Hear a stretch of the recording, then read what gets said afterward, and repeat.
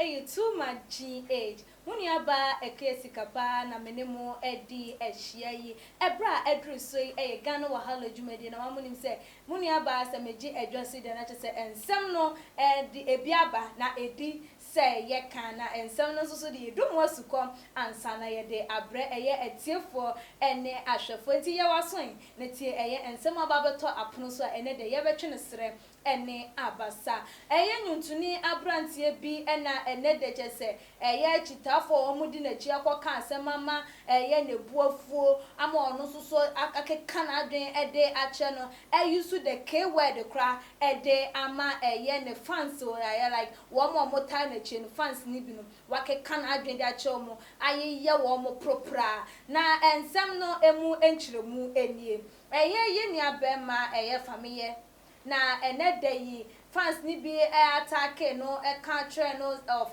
the style of singing no they are getting tired bored of it it won't change na nipa ne kan ye no abrante ne bo anto so enu nti wono so call ye call gina ni page so ena wono so chiro ne so ne dia wo pem de ema nipa no ewieye no na tese wo san eye no edi etwa eto na abusuam se mo be kaya ye ni abe ma ye papa ya de nyina bisake de an ye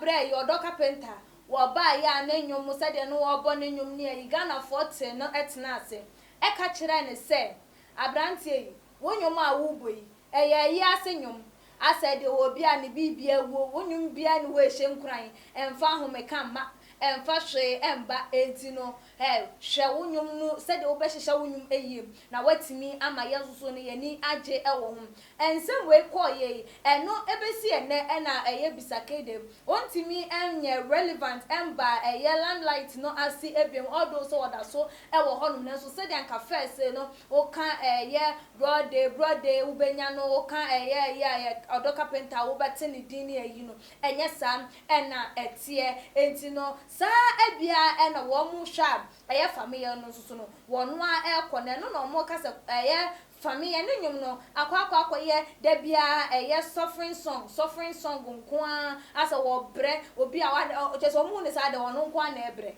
wonu nko ani nipa wo hozo ewo eye enkrankodwe ma na wiase afana hanoma ne nyum ebebe bia eye suffering song enti no wo mo ko hyen no how a obetimi aye ahehye ne nyum ama abeye lively ama nkrofo aye den ape odo se wo ne wo voice otu nyum so a eye okay na nso so no da eye trend na wo nemu no suffering songs no nko na ode ba se da bia no wo magana fo ana so obi ne nyum bia ode beba bonti no wo mo kai eye wo kom asa eye wo kom no na wode ebo enyum no atati a wo nemu esu a wo su ne koda na na de so esu na wo ntimi ensue no eno na da ne da wode ebo nyum ebre Ghana fo enye obi asu na eye enyoma esu no enti no mu ne se ehu behia se wo mo ebeka ede akire no na wo no so no na ni etimi aba ne ho so na we denti a ema sa fan yi ebebeka sa ensem we anaso obema eye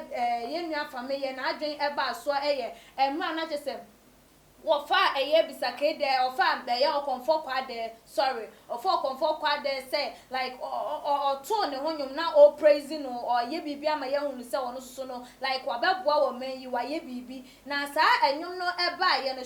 shortly after the song no na eye ne fan eba ye no bebe tweet say chale squad forget different content give familiar wow every song he go make it be the content be nothing I get it be like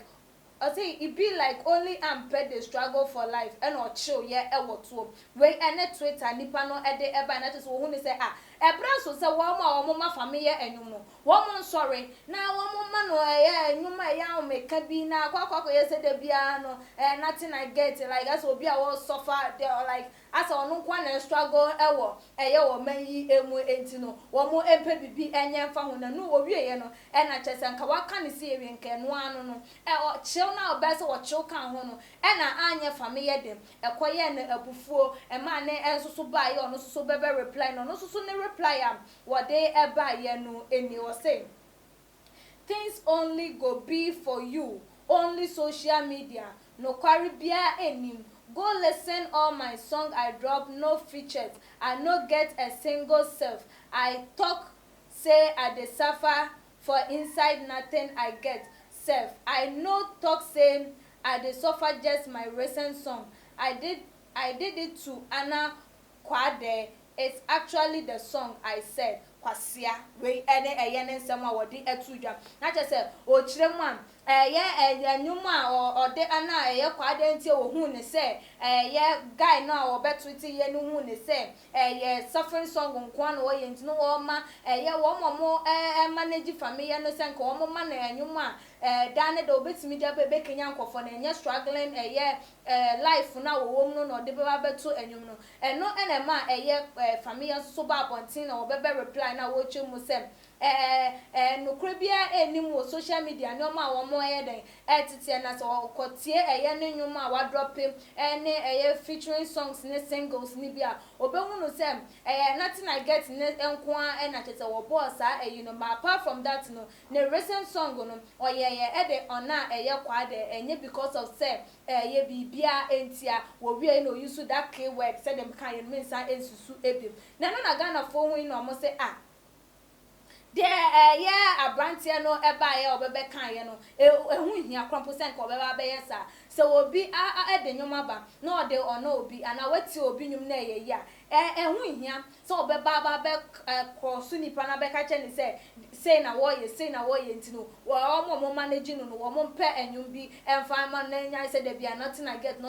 nkwa that's a struggling life na wo mu no ano wo de ebobo enyum ti wo mo ne no enye adwen ewo ehu ni wonyai na ebinum nso se anka we de family we nya bufu asem bia nipa na ka na se wa kire na adwen ya adwen che bia wonyum no na wanti asem e na se de na enioma ekọ ne bi ofro se sa line na mu na wonam se de bisa ke de se wo ye onye relevant e wo limelight na se e bi o pewasem won pese unso be free limelight na se eno nti na wo ma wo da caution se de obehunu ha wa betoto nyoma enke ni kwan krampo so use that k word no e de amano so wo address issue no ewie ye krampo na that doesn't mean say you should add that k word to your response no nti do no so no how I responded to question no entwa ye na abusua mama yenkenkan adwentwa no bi na yemfa enkomo no ensi ye nua Monica de ode eba ye o say my number one that to make you know this it be familiar chale you we are more than what can Okama asema Marilyn na we ene ono susu na dwencha wo de eba ye yenia Antoinette Abeka enso e de o same family don't mind them cry, don't listen to them, we enjoy your song vim yenia Kwaku West e de awode eba ye o same family we like your message in every song you drop. Only fools that will disrespect you, never mind them. Ono so dear no ohun se family ma wo re ho ma wo bumfu ma bibia how na wonwum a wo de ba wo message a wo anwum no mu no ni nyina no ye pe ye wo mo tiri ni fie wo mo ni adwen wo mom na ye wo mo beka bibi de afa ye wonwum no ho da susu no mema wo mfi wo bia asanto enso de wo de eba ye o se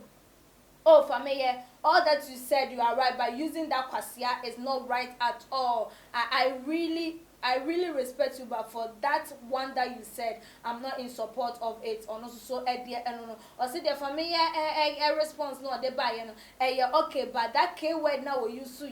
and no, and I'm an dino, a winka open pan. One bullet, dear, what they buy, or say, these people there, anything that you do, they will complain. As you said, the Bisake there is not relevant, and now they want familiar to also be stranded with what he is doing now. But my boy, please